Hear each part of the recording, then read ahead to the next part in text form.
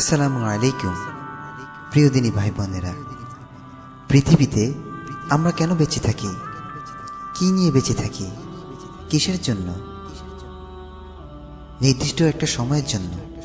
আর এতে সুখ আছে, আবেগ রয়েছে, অনুভূতি, যুদ্ধ, ভাঙ্গা করা, মায়া, ক্রোধ, হিংসা, লালসা, অহংকার, অপমান।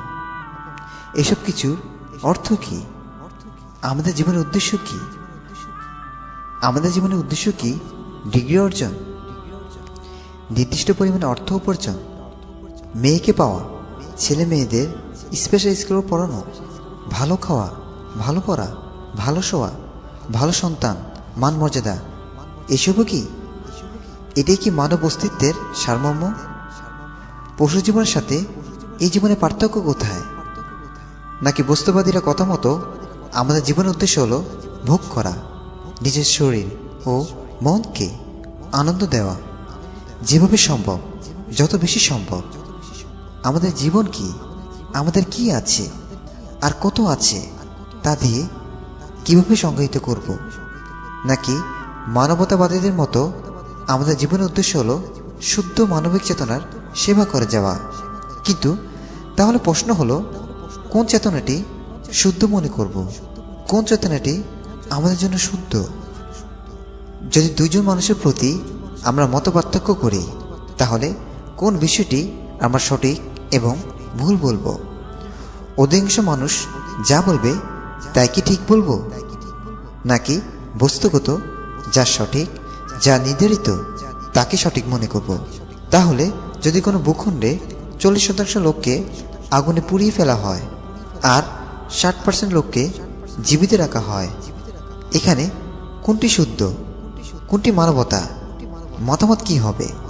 আর কোনটি মানবিক আর কোনটি অমানবিক, এটা কিভাবে ঠিক করব? অধিকাংশ মানুষ, নাকি কালচার, নাকি বিজ্ঞান? কে করবে?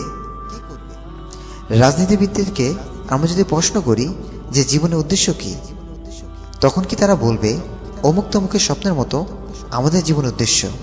নাকি বলবে জীবনের অর্থ জানার কোনো প্রয়োজন নেই, জাস্ট ডু ইট? পপ কালচারে বলবে জীবন তো খুব ছোট, আর জীবন তো একটাই, যা করার করে নাও।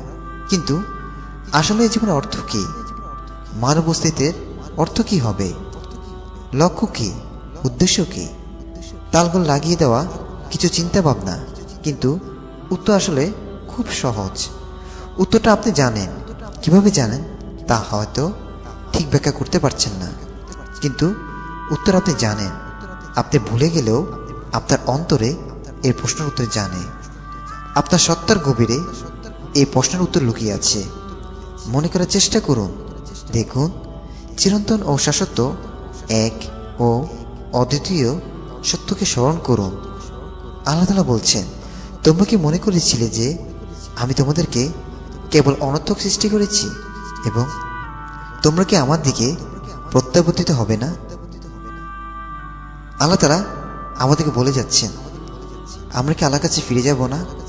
আমাদেরকে অনর্থক সৃষ্টি করেছেন, নিশ্চয়ই উদ্দেশ্য রয়েছে। আল্লাহ তাআলা আরো বলছেন, নিশ্চয়ই আল্লাহর স্মরণ দ্বারাই অন্তরসমূহ প্রশান্ত হয়। তাই কোরআন পড়ুন, হাদিস পড়ুন।